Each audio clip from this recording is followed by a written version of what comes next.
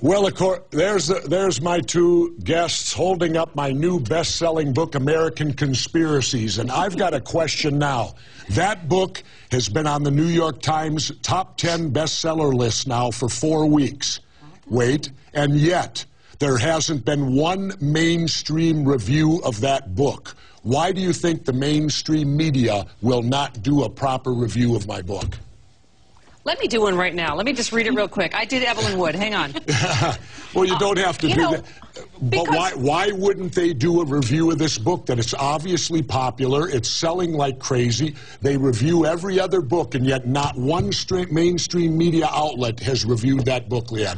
Because that's the problem, Jesse. We're so polarized these days. You know, you've come on my show, you've talked about 9/11. A lot of people have questions about 9/11. That doesn't mean everybody's a kook about it. They have questions, and they feel the 9/11, commission was a whitewash. I think maybe the media is too busy following Sarah Palin around the country and trying to figure out her next move, and that's why they're just too busy. Oh, I doubt that. I'm kidding. Congressman Paul, why do you think they won't review my book? Okay. I'm good. Oh, I am not sure, but if you figure it out, I want to know, and then maybe I can get a review of the Revolution, a manifesto, and then we could all be happy. They wouldn't review your book either? They wouldn't review your book either? Well, if it were something, maybe I missed it or something, but I don't remember seeing any significant reviews of it. No, I think everybody's biased. If you have a website or you have a radio talk show, you're biased because you have opinions. There's nothing wrong with that. So when people are in the business of reviewing books, they're very biased, and they reveal that. They feel no obligation to give the people that they disagree with any time. So that to me is sort of accepted. I think they're just biased, but I don't strongly criticize them for them because I'm very biased with my views. I'm very strong on my views, and I try to do it in a more diplomatic method than exclusion. But they just exclude people that they think will stir up too much controversy. Rod, any opinion why they won't review my book? Well, I think you raise questions that are not considered by the elites as mainstream. This has been, frankly, among the reasons why you've been so successful, that you have an ability to go directly to the people. You obviously are successful at that. And by the way, congratulations on being in the top 10 a bestseller list. But no, I think there are elites who sort of make these decisions in some of the usual places. And they've made a decision somewhere along the way that what you have to say is not something that they want to spend any time talking about or, frankly, give you a forum. And it's great to see that you can go over their heads directly to the people, and people trust you and believe you, and they're buying your book. And so congratulations. Oh, thank you, Rod. Let me take 1 second to say I've read the book because you're coming on my radio show. It's a great book. You were a much better governor than Sarah Palin and a much better wrestler than Rowdy Piper. I just want to go on record, Governor. Or Jake the Snake. I don't know about all that. Were you as good as Goldberg, Jesse? What's that? Were you as good a wrestler as Goldberg? I never wrestled Goldberg. We're kind of a different time. We're a different generation because by the time Goldberg came along, I had already retired. So I guess it's kind of like looking at Babe Ruth and Hank Aaron and trying to compare who would be better. I don't know. Anyway, Tiger Woods had another great day on the golf course.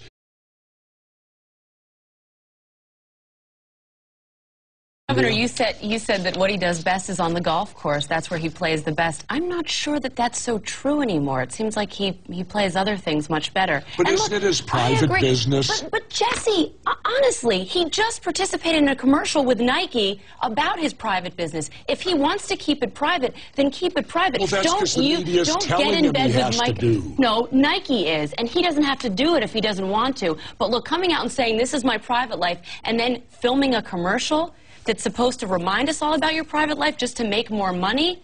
I mean, come on. I mean, Jesse, come on. I feel no pity for the guy. But this was not smart. You leave phone messages on people's machines. It's like, hi, beep, it's Tiger. Woods, the famous golfer. I understand he did it in a parking lot at Perkins. I understand all that, but still, to me, journalism today is so pathetic out there.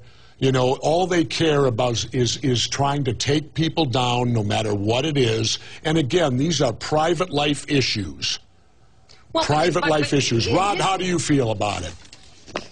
Well, I tend to agree mostly with you, Jesse. I don't, like you, I don't condone it, and obviously he's done wrong, but the wrong he's done is to his wife and to his children, to his family, and you're right, the media sees that, and they like it. They think this is great news. Now we've got a major scandal with a major superstar, and we can ride this for weeks and for months, and that's exactly what's happened here, and it is, I think, more of a commentary on today's modern media and the business of modern media and the trivialization of issues. When you have so many serious issues across the world and across our country, Tiger Woods and his personal relationships with his wife and others, I don't believe is that critical or important. It is between the two of them, and he's wrong to do what he did, but it is a private situation, and so I mostly agree with what you say, Jesse. Congressman Paul, your opinion.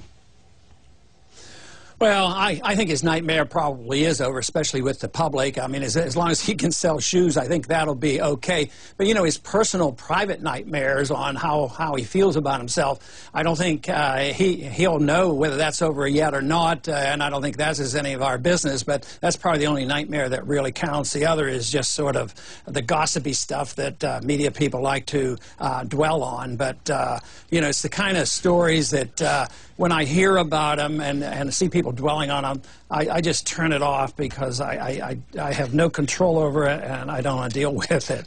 But, well, you know, I think his public nightmare is over. You know what I find interesting real quick? Look at the media. We spent a year or two ago 1 month on the death of Anna Nicole Smith.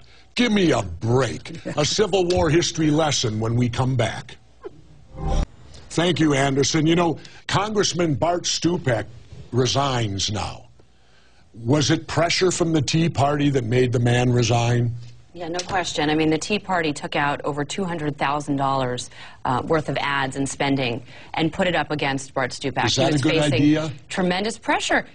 Yeah, I mean, I think it is. Look, the Tea Party movement is grassroots. They're anti-establishment. They're not grassroots. They're absolutely grassroots. They're getting financed with Dick Armey and all them. People follow it. There's no grassroots. Well, you either have to pick one or the other. Are they an unorganized grassroots operation, or are they this highly sophisticated, functioning, well-oiled machine? I mean, which one is it? At the end of the day, and like you said, they're a Dick Armey. At the end of the day, they're going to cause trouble for Democrats and Republicans. Right now, the Tea Party is so fragmented. You have 7 different kinds of Tea Parties in one congressional district that are going after some Republican candidate. I mean, this isn't some Republican movement that's just being funded by Dick Armey. It's not, and I'm telling you though, it's going to take out some Republicans too. Why didn't it happen during George Bush then, when they were violating the 4th Amendment to the Constitution, suspending habeas corpus? Where was their big constitutional protest at that time? Because we've never been in more dire straits than we are now. Oh, come on. Are you George Bush, it was way worse. Quadrupled the deficit. We are on an unsustainable course. Bush puts us in 2 wars and puts it on the credit card. And Obama tripled that. And Congressman Paul, your opinion on the Tea Party?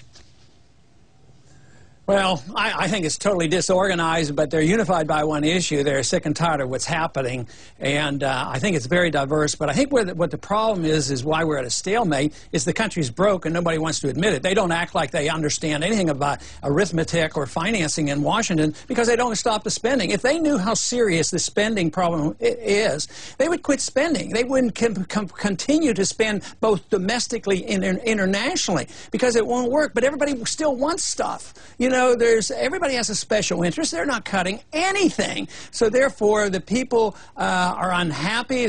Some people are unhappy because they're not getting what they want. These same people I hear screaming and hollering about Congress, they're all for, you know, getting their programs done. They're not saying, oh, well, we'll cut my program. So I think we're at an impasse because it's more an economic issue, because we're facing a bankruptcy and the people don't know what to do, and the problem is not all that complicated. You just quit spending. You quit spending, you balance the budget, and get the government out of our way and trust freedom to work, because free people do know how to take care of themselves. Believe it or not, they're capable of doing it. But as long as we assume that the government's going to give us everything, you can't work with a bankrupt Social Security and a Medicaid and a Medicare system. And then you wonder what's wrong. That's what's wrong. We're bankrupt and we won't admit it. Well, I'm sorry, but Governor, I think the reason that he resigned is someone yelled baby killer at him, and that was a Republican on the House floor, not a Tea Partier, an elected representative. Thank you. To clarify, Representative Stupek announced today he's not running for re-election, but he will serve out the rest of his term. When we come back, Rod's already lost his day job, and now he just got fired by Donald Trump. What happened, Rod? We'll ask when we come back.